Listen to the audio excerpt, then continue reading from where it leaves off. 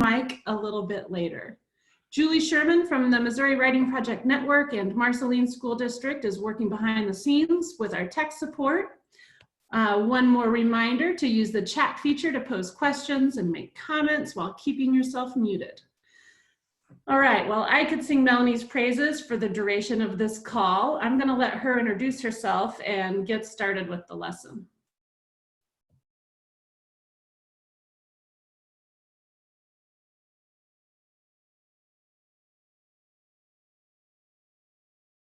Me. All right, can everybody hear me? Thumbs up. All right, it's great to be with you guys today. Yes, my name is Melanie Fuemmeler. I have spent 16 years in public education. The first 8 of those were in the classroom teaching grades 3, 5, and 6, and the past 8 have been as an instructional coach in the Park Hill School District. Just in January, I took a leap of faith over to the public library system and am now working as the elementary coordinating librarian for Johnson County Library System. And so as many businesses and organizations are right now, our doors are closed, but we are still adamantly trying to be creative in ways that we can find outreach and continue to connect to educators and really continue to build that elementary experience as our kiddos are experiencing a new kind of school as well. So we appreciate your time and energy and thoughtfulness today. And so let's get started. Today we're going to be reading a book called In My Heart, a book about feelings. The author is Joe Whittick, and the publisher is Abrams Appleseed. This book was published in 2013, and we'll be using it today for the purpose of this call. So really what this text does is, one, gives a very easy point of access to feelings right now, but also in a way that allows us to think about literature through figurative language comparisons and really be thoughtful as a reader as we analyze that figurative language and think about how it allowed us to more acutely define the different feelings that we may be experiencing in the world right now, and how much it looks differently, and also just day to day when the world returns to normal. And so we really want to be able to provide that experience to you. And so we're going to do a couple layers of this text. The first time we read it through, we're just going to think about the different feelings that are presented by the author. We're going to note them and think about how they resonate with ourselves right now and do a quick piece of writing around that. And then we're going to go in and do a little bit closer analysis of the figurative language that was used, how that more accurately described or allowed us to connect to that emotion, and see if we can try some of that figurative language out ourselves. So we're going to do a couple readings to practice those close reading strategies, and then really provide that outlet for our own writing and also kind of that social emotional connection too of what we may be experiencing. So without further ado, let's get started in the text. In My Heart, a Book of Feelings by Joe Whittick, illustrated by Christine Rousey. In my heart. My heart is full of feelings, big feelings and small feelings, loud feelings and quiet feelings, quick feelings and slow feelings. My heart is like a house with all these feelings living inside.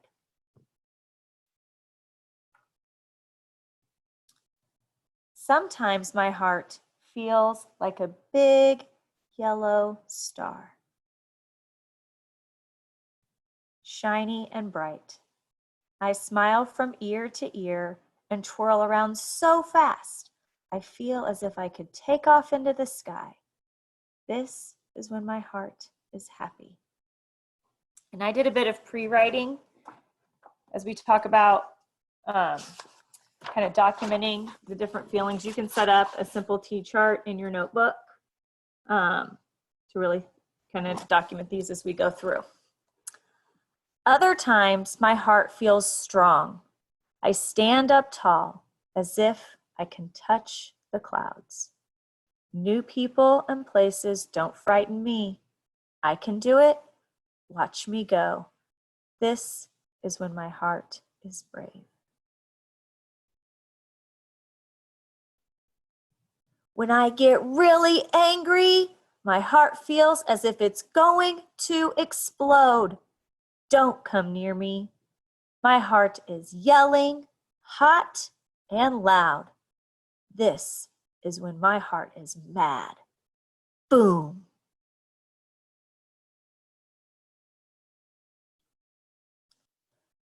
But other times, my heart is cool. I bob along gently like a balloon on a string. My heart feels lazy and slow, as quiet as snowfall. This is when my heart is calm. On harder days, mean words hurt my feelings, and my heart feels hurt too. It's fragile and delicate, but it can be healed with extra kisses. This is when my heart is broken.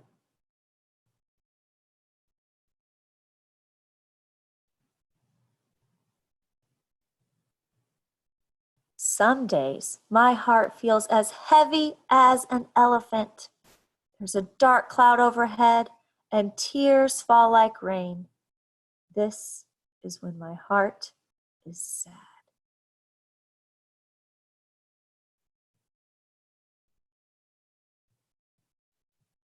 But my heart doesn't stay sad. Like springtime after winter, the sun comes out again. My heart grows tall, like a plant reaching toward the sky. This is when my heart is hopeful.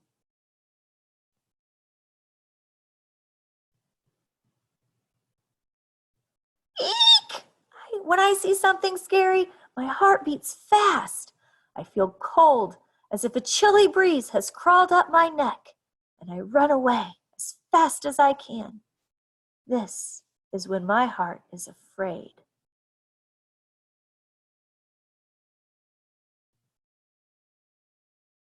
When it's time for a bit of fun, my heart feels full of giggles and wiggles.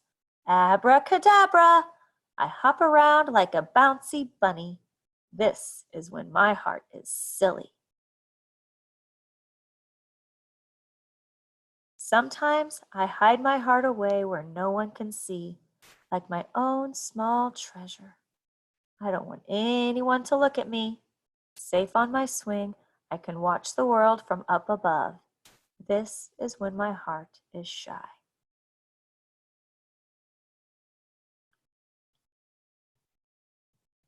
My heart can feel so many feelings, and yours can too. Today my heart is proud. How does your heart feel?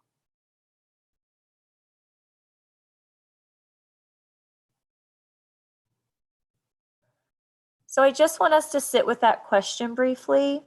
How does your heart feel today? You can look back over the list of emotions that the author discussed that you might have jotted down, or you can take a few minutes to add your own. Are there emotions that you're feeling that the author didn't talk about, that you want to add to the list? So just take a minute to think about what's present in your heart today.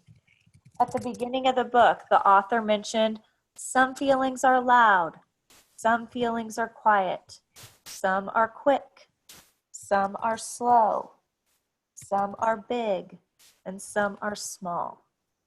So think about that with your list. As you're adding new ones or looking over the ones in the book, which are big, which are small, which are fast, which are slow.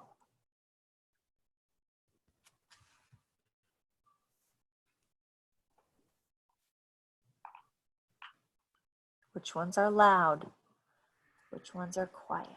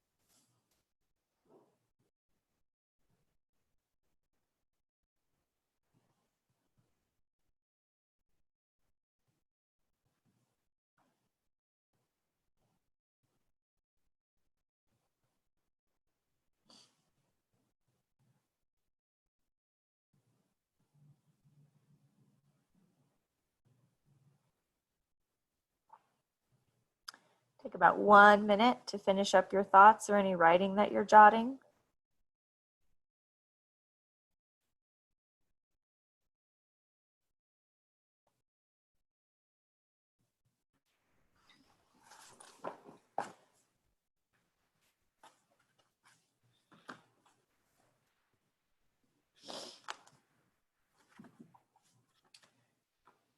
Julie, is it possible to go back to the page with the earth on it where she talked about being brave for the next piece?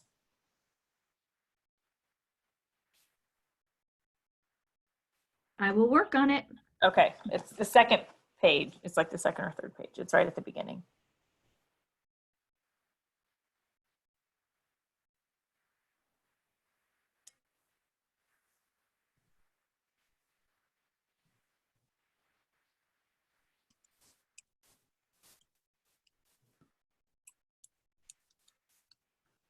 While Julie's pulling that up, on the chart where you documented the different emotions that were discussed in the text and added onto your own. Again, I did a little pre-writing knowing that I was going to be reading the text, but now make it into a T chart because now we're going to start really thinking about the different comparisons the author made to these emotions, whether it be an object or some sort of sense, a sensory element. We're going to think about how that made that emotion become more clear or even, again, more relevant to us through that description and comparison. Okay, so we have here, the feeling was bravery. Other times my heart feels strong. I stand up tall as if I can touch the clouds. New people and places don't frighten me. I can do it. Watch me go. Study this page for a bit, not only the words, but the illustrations as well, the face of the character. What work is the author and illustrator doing here to help us compare bravery to other parts of our world?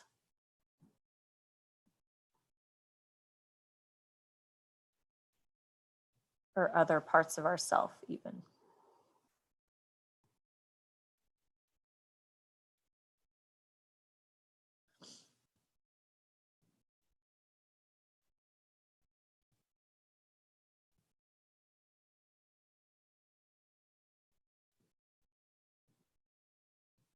So just to do a little thinking aloud here, there's lots of ways that we could have staged this character to feel brave. She could have been in the middle of a scenario with a large animal, feeling like she had to overcome that. But this author placed her in a hot air balloon, really showing this determination in her face to take on the world.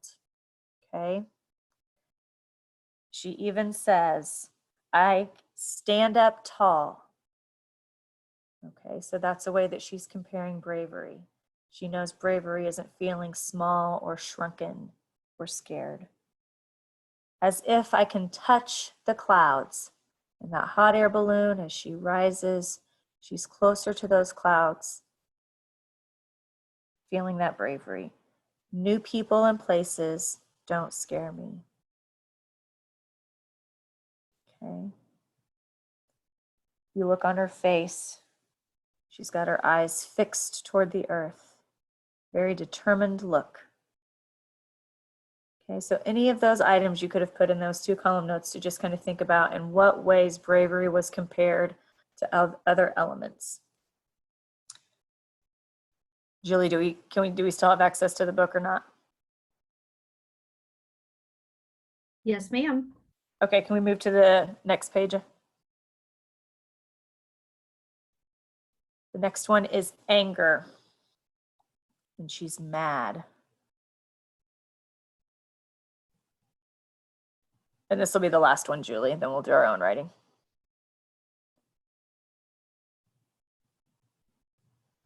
What picture is it, Melanie? It's the one with the big orange explosion around the heart.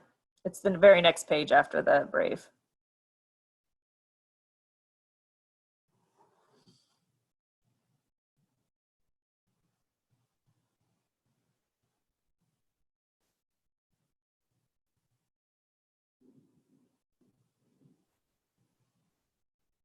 There we go.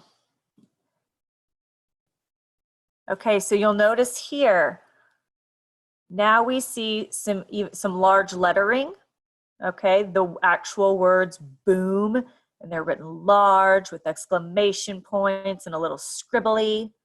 Okay, think about how that addition onto the page also embodies mad. Okay, the words also say, my heart feels as if it's going to explode. Do not come near me. My heart is yelling, hot, loud. This is when my heart is mad. Think about the figurative language there. My heart is yelling, hot, loud, going to explode. Using these authors' examples, go back to those emotions that you initially identified with. What would you compare them to? Other objects, statements or ways that you think, such as don't come near me, or people and places don't scare me. I know I can do it. Did you relate it to an object, an action? Think about what you might compare that emotion to that you originally identified with. And now work to take your writing to the next step, creating some figurative language around it.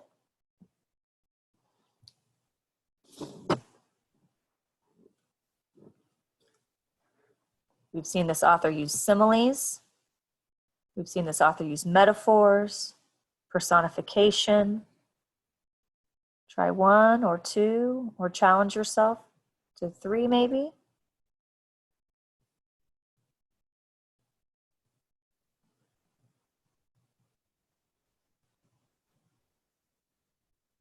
You want to do more than one emotion.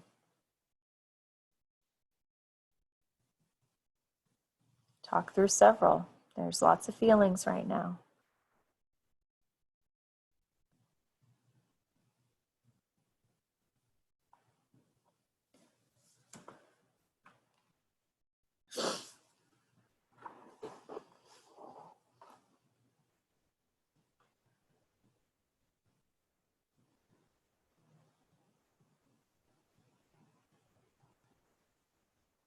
As you finish up your writing, I do want to give the opportunity to share. Does anyone want to share their first draft of how they were feeling, or this second draft where you tried to pair it with figurative language or create figurative language around it?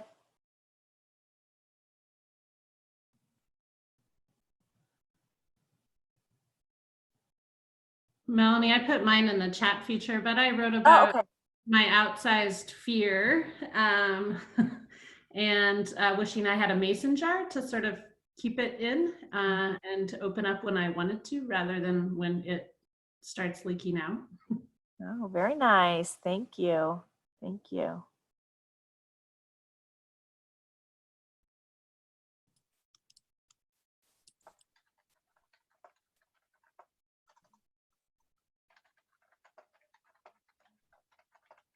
Are most people sharing in the chat feature? Okay. Oh, am I unmuted? Oh, hey. I wrote about my hopeful feelings, feeling like swimming offshore. So I could sort of see safety, and I feel like maybe I can get there. Yeah. Awesome. Thank you. I also put mine in the chat. Okay. It was a little figurative, but it was really based on a real experience. Our neighbors were out and about this weekend doing all kinds of things, dropping things off. One neighbor was going up and down the street mowing lawns for others. And I found that my feeling turned very, very hopeful this weekend. Good. Good. That's great. Thank you. So I do want to be cognizant of time. And so I really want to, thank you for being a part of this today and offering your writing for a large group, which I know can sometimes feel weird, especially in a digital setting. Other extensions into this, if I were a K-2 teacher, as you could see from the text, there's a lot of art embedded in the illustrations. And so really allowing students the opportunity to create their own heart and maybe put their writing in it. Or again, if you're trying to pull in that figurative language piece, we can see in each of those illustrations how whatever the kind of bigger object was is prevalent, and then the heart is in the middle. So if I were comparing it to the world, so Jeff might take and make a beach setting and then put his heart in the middle, or Katie might take her mason jar, right, and kind of draw her mason jar and then put her heart in the middle. And so really thinking about what those objects are and really merging the two together for a more artistic experience is certainly an option. You could also keep with the digital forum and develop a Padlet or even a Google Slide or a Google Doc and just have kids be able to put their writing in a digital space with the opportunity for others to comment, leave feedback, yes, love it, here's mine, and just really open up those channels. Social emotional learning is just as important right now as the literacy learning. And so even letting kids use their writing to connect, to be like, dude, I feel the same way. And like, you know, and just kind of even be each other's like peer therapists, just in that sense, can be something very powerful. And so opening up those digital avenues for them to be able to read each other's work and also respond in a way that lets them, you know, connect with their peers, because that's pretty limited right now. So. Thank you, Melanie. I would like to just jump in here real quick and talk a little bit about secondary, and everything that you are saying right now, I feel is equal to what secondary students need as well. While you were reading it, I was thinking about if using this for my own students, I would have them maybe mimic some of the author's techniques. I might think about long narrative poetry with this topic. And then again, you brought this up, but even the shape of the book and the shape of the pages, the artwork, our students right now are content creators. And so more so than ever before. And so letting them create some content around the subject matter. And like you said, like Katie putting that mason jar in the center, what else goes in there and how many pages can you write for that? I mean, I love that idea, and I can see our secondary students doing that as well. I just want to add this briefly. I listened to an art critic talk about Starry Night a couple of days ago, and he asked his audience, what's the subject? And they said the sky and the cypress tree and the city. Okay, strip away the subject, and what do you have left? And so that heart is what we have left. And I can see our secondary students who are writing right now maybe grapple with that. What is left? What is the center of the subject right now? So that I loved those things, and the opportunity to sketch and draw right now with any piece of writing is a great way I would think about using this particular text and these techniques for secondary. Awesome. Thank you. Wow, I love those things, Casey. I also wanted to point out just two quick things. One, if you were at Right to Learn, Pernille Ripp talked about ways to use picture books with secondary students. So I won't repeat all of that, but if you follow her blog, she has lots of suggestions. And the other thing I just wanted to bring up, just another aspect of social emotional learning, is that if you do have students who are struggling, they don't want to delve into their own emotions, our SEL training teaches us that they can do a third person writing, you know, write from the perspective of someone else. They could write from the perspective of the cat. And just taking that out of themselves just a little bit, they can explore the emotions, but maybe not do so in a way that makes them feel uncomfortable right at the moment. So those things kind of came to my mind when we were sharing. Very cool. From an instructional standpoint, yeah, I agree too. But from an instructional standpoint too, I think it's interesting to think about all the different ways that what you had us do, so the writing, the sketching or whatever, but different ways that we could connect and see that. So I could imagine a class all in the same Google Doc and providing their T-charts in the same place at the same time so that they can see each other's work, which I think would be a really sort of, depending on the goal of the lesson, I think that could be a really powerful tool to see each person in a Google Doc. And one of the ways that I manage that, because that can get really chaotic, it's actually kind of simple. If you get a shared Google Doc and put a chart in it, and then have each kid write in one, or a table actually is what it's called, and have each kid write in one cell of the table, you can kind of control, they can see each. And thanks, Melanie, for being here. Thank you guys very much. Appreciate it. Bye, everybody. Bye. Bye.